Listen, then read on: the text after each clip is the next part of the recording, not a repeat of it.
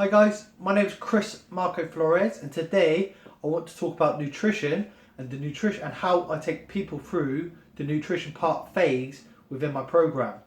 I created a program that helps people escape a body that they feel trapped in, and it's for people who are overweight, normally over size 16, and they've tried numerous diet plans, exercise plans, weight loss programs, nutrition plans, and they've gained results within them programs.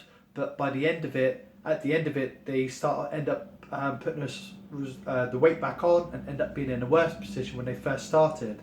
And what I'm doing, I'm putting myself through the program because over the last few years, I've been so dedicated trying to make a business and looking after other people's health, I've neglected my own health. So my health has gone down and my fitness has gone down. So in the 12 months, I've put things into place, which is my program is going to force me to become healthier and it's going to force me to become fitter.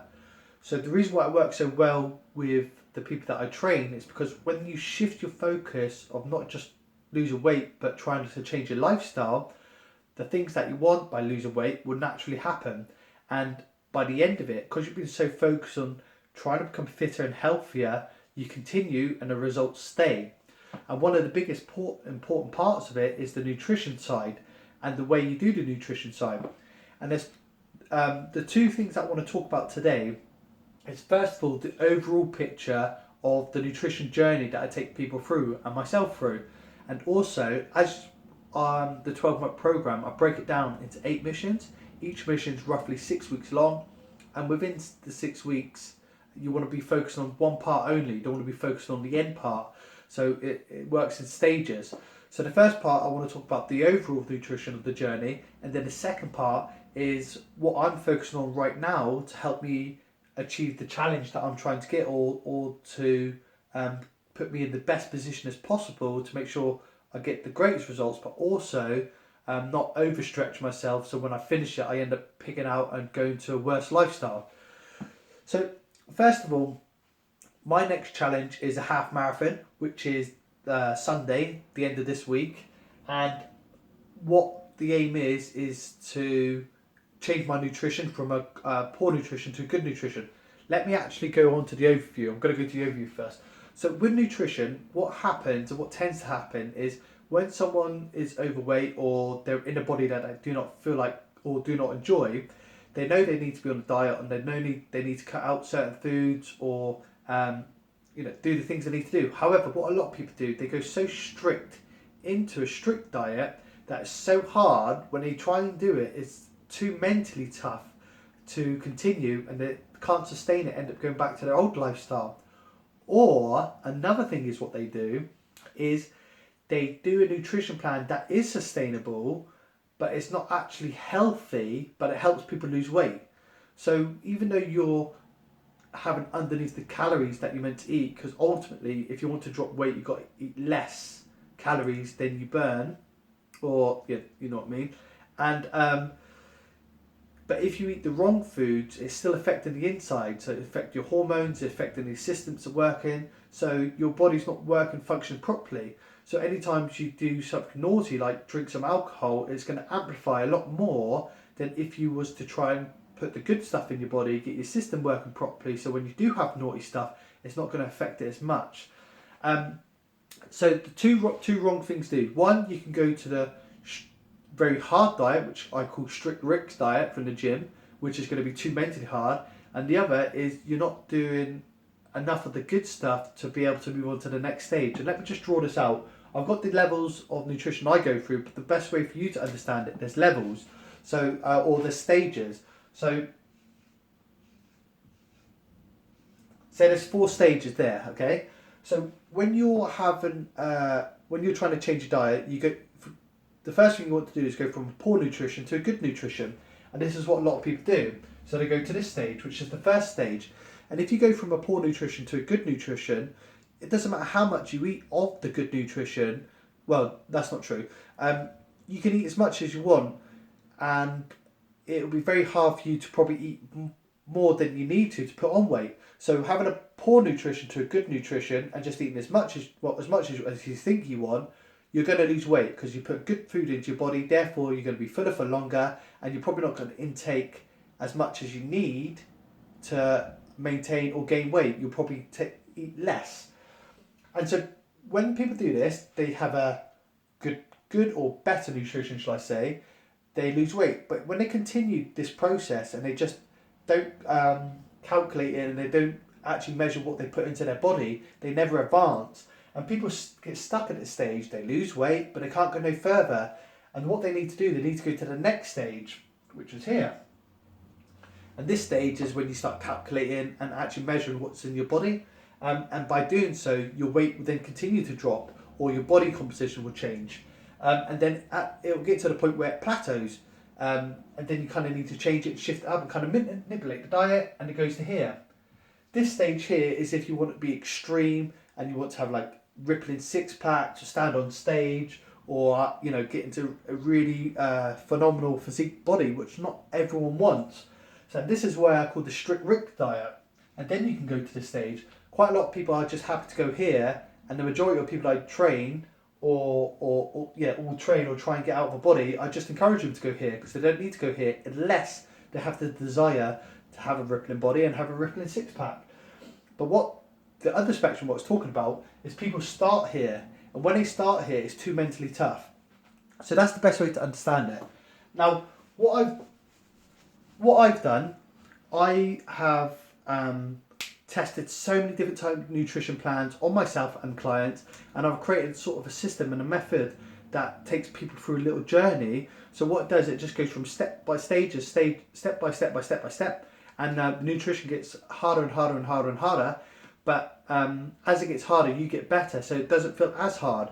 If you used to do my last nutrition plan compared to my first nutrition plan, or should I say second one, the second nutrition plan, it'd be two different things. So the second nutrition plan, if you're starting a journey, is going to be very easy. But if you used to do my last nutrition plan and you're starting, it's going to be incredibly hard and too hard. But if you're all the way here on the journey and then you do this nutrition plan, it's not going to be as hard as when you start here. So this is the way I break it down. I break nutrition into 4 different levels. The first level is to get motivated. And the reason why I want you to get motivated, or the best reason for you to get motivated, is because it shows its work. It shows your body it's working. It gives you motivation to continue. You get quick results. It only takes roughly about 7 days. Also within the 7 days, I put people through like a 7-day detox, which it flushes a lot of toxins out of the body, and it also decreases the amount of caffeine you crave and decreases the amount of sugar you crave. So when you go on to the next stage, it's so much easier to go from the poor nutrition to a good nutrition. So I kind of slightly contradict myself, because the first plan I put people on is probably the hardest plan to go on, because it's a detox and it's a 7-day detox. But if you can, but when people start a nutrition plan or a diet, they're so motivated, you follow stuff verbatimly.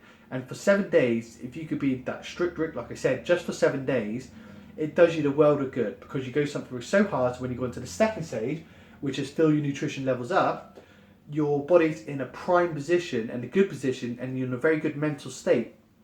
So the second stage is you fill your nutrition levels up. This stage, you don't worry about counting calories or anything like that. You just purely go from a poor nutrition to a good nutrition. And the reason why you want to fill your nutrition levels up is because when you're hungry, your body's craving nutrition, not particularly food. So a lot of people, when they're in a bad position and they feel like they're hungry, they go and get bad food like pizza, takeaway, Chinese, kebab, on the lights off. And when you eat that food, your belly's full, but your nutrition level's not full. So you get full, but very quickly afterwards, you feel like having some sort of snack or still slightly hungry, because your nutrition levels are still craving the nutrition that it needs, not exactly the food. When you change it and you eat good nutrition over poor nutrition, it fills your nutrition levels up. Therefore, you feel fuller for longer.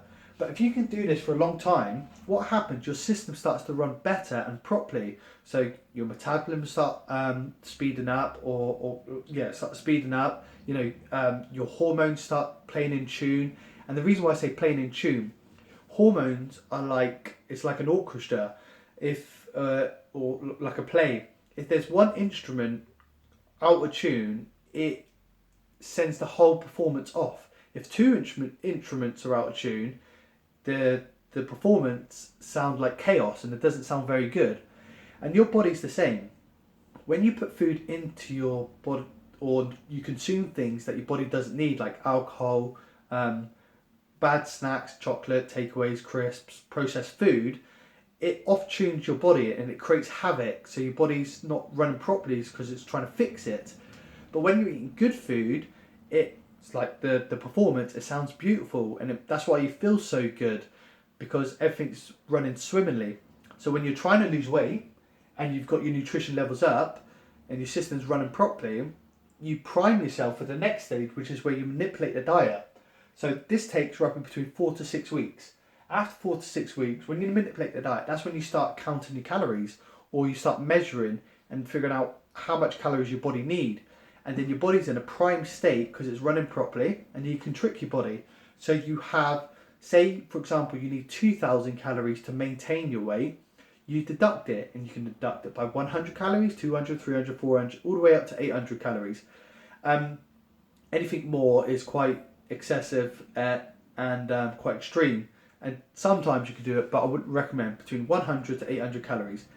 Then what you do, you deduct your calories for a period of time. I say roughly between 5 days, and every 5th day I encourage my clients to fill their nutrition levels up and try and hit the 2,000 mark, if that is your calorie count, so to the maintain stage. And what it does, so for the 5 days you restrict your body for say like 250 calories, and for them days your system's running properly, and because it's not getting as much, it's stripping the fat away. But if you was to continue having a calorie deficit for a period of time, your body starts clinging onto the food and it doesn't burn it or use it efficiently as it would if it thinks it has enough. So after 5 days you deduct it. On the 5th day you fill your nutrition levels up to around about 2,000, or you could even go a little bit more if you want to. It's not going to harm it too much. And then what it does, it tricks your mind to saying you're getting all your nutrition you need, and if you have right nutrition, it feels like your glycogen levels up, it feels your leptin levels up, and therefore your system starts running properly, and it starts tricking it. So for that one day, it's like, oh, I'm getting the food I need, continue to run. The next day, you go back into the deficit, and then you take it away, and then it continues stripping. So you're tricking your mind, or you're tricking your body with your mind. Very clever. So that's how you manipulate the diet. And you manipulate the diet until you've hit the goal that you want to hit. And this can take months. It can take 6, 7, 8 months, 9 months, depending on how much you want to lose or how much you want to change. Don't be scared of it. It sounds like a long time, 8 months, which is, but it really isn't. 8 months of controlling your diet to get yourself to a position where you want to be, to have a lifetime of happiness, I think it's worth it. And then once you're at the position that you want to be, the last stage is you find something you love. And what I mean you find something you love, you find a diet that fits into your lifestyle. Because there's so many different methods of diets, and so different methods work for different people, and this is the best way to understand it. If you can give someone nuts and it will nourish them, it will nourish their body very nicely. You can give someone else nuts and it will kill them because they're allergic to it. So that sentence there, or little phrase, tells you not one plan fits all. So someone could do a nutrition plan and it will help them strip fat very quickly. Someone else can do the exact same nutrition plan and they won't shred half as much fat as the other person because their systems run slightly different. And the best way to figure out which method works best for you is by trialing and testing them. Not if you're allergic to nuts though. Don't try that. That's just stupid. But you test different methods. And what I mean by methods, you've got calorie counting, you've got carb recycling, you've got intermittent fasting, you've got keto diet, you've got the seasonal diet, there's so many different methods that you can go for. Each one's got different benefits and they work different in different ways, but each plant method complements different people in different ways too. And it's good obviously researching it and understanding what they do for you, but trying to take advice from someone without you doing it yourself is also the wrong thing to do. Put yourself through the process of each method, and by the end of the time, when you've got to the position, because you can do it whilst you're manipulating diets, every single month you can change your nutrition plan, which is manipulating the diet, you lose your weight, and by the end of it, you're going to know whether you really like intermittent fasting, which is you eat in a certain window. So some people only eat twice a day or 3 times a day. They don't snack and they only eat between 12 and 6. Or they're like people like a keto diet, which is really high fat and low carbs. Or you can have a carb recycling, which you have a small amount of carbs for a certain period of days, and a couple of days you'll have a high period of carbs. So there's different ways you can do it, and it will fit into your lifestyle depending on what it is. So that's the overview, and that's what I put people through. I get people motivated by taking them through a 7-day detox. After that, I put them through another plan, which is called Keep It Simple, which fills your nutrition levels up. So it gets your system running properly, makes you feel good, gives you lots of energy. You lose weight at the same time, and helps you really within your performance. After that, but also this is a really good plan to go from a poor nutrition to a good nutrition, and being quite simple on the mind and doesn't make too much stress to it. The next thing is to go to manipulate their diet, and then I put people through different types of diets, explain the method, get them to understand the method. They can first-hand see the results for themselves and what it does for them. And then the last thing, I don't need to find something they love, because they're going to find what they love by going through it. So now what I want to talk about is how do you tie it in with this? You know, you got so I just focus on 6 weeks at a time. So for me, I started on the 7th of January going through the program. So the idea was to go with Get Motivated. So on the 7th of January, I done level 1. So at the moment, I'm on this stage. These are my challenges. Half marathon, in a few weeks' time, in about 5 weeks' time, I'm doing a 15k. 8 weeks' time, I'm doing a half Ironman, and then 4 or 5 weeks after that, I'm just going to try and get a rippling 6-pack to show people I know what I'm talking about. So right now I'm on stage 1, and I focused on the 7th of January, the first level. But also, straight afterwards, I'm going on to level 2, which is filling my nutrition levels up. After that, the next level is number 3. But I'm going to stay on number 3 and probably the next 6 months. And I keep going. And just manipulate my diet to shred the fat off my body, but also manipulate it to the point to give me an optimal performance. So I'm counting the kind of calories or the intakes that I'm putting in my body, so I can perform my best at the 15k, best at half marathon, and the 6-pack's a slightly different story. But with the level 2, there's 2 different types of ways you can do it. So the first way is you can go cold turkey and just completely cut out everything, every bad thing that you intake, and just put the good thing inside you. You don't count it, you don't count the calories or measure it or anything like that, but you just completely exchange your bad nutrition to a good nutrition. That's quite hard on the mind, but it's really good for people who don't have strong willpower. If people don't have strong willpower and allow themselves to have the options to have bad food, then they will probably end up having more bad food. So it is good for them to go straight cold turkey, and the rules for them is just not to have the bad food, just the good food and as much of it as they want. So when they're hungry, they can fill themselves up to they please with the food that's on offer, and they can cook it in any kind of way. But so I've gone the other way because I feel like I've got very good willpower, and the other way is you completely list all the things that you know when you consume it is going to affect your performance, your health, your mental state, and from you achieving what you want to achieve. And what I've done is there's a list, and I'll write it down. So alcohol is the number 1. I'm just going to write them all down. So alcohol is number 1. Number 2 is takeaways and fizzy drinks. Takeaways and fizzy drinks. Or pop, do you want to call it? Number 3 is chocolate.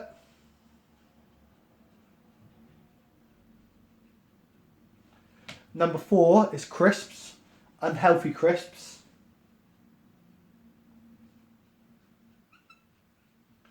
If you're in America, that's called chips to you. Number 5 is condiments.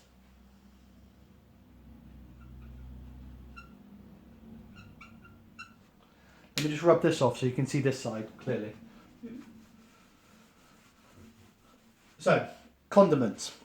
What you do, you list it. If you consume any of that and you're in a position where you're not happy with, these are the things that you need to focus on reducing in your intake to the point where you don't want them anymore.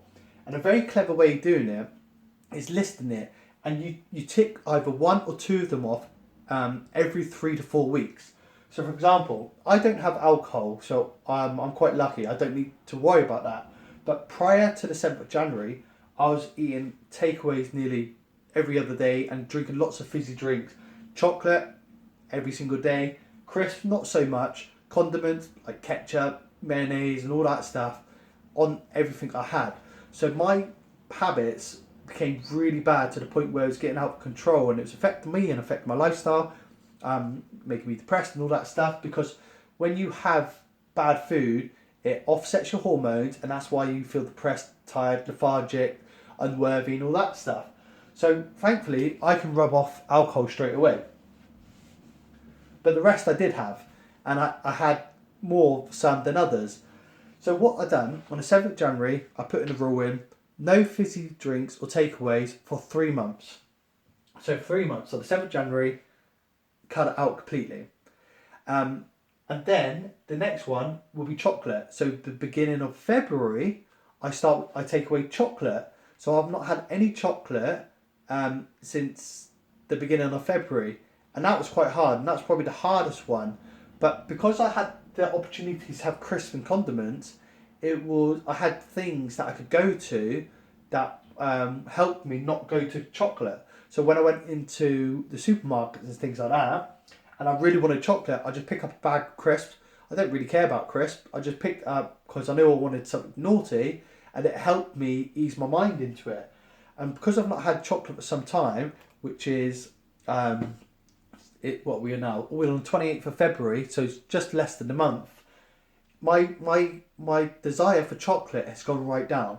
My desire for fizzy drink, which I nearly had every day, is completely gone now. I have no interest of having fizzy drinks. Although the other day, my little son's brother, he tried putting fizzy drink into my water and tried serving it to me. But then I realised, because he was trying to disrupt what I was trying to achieve, the little bugger.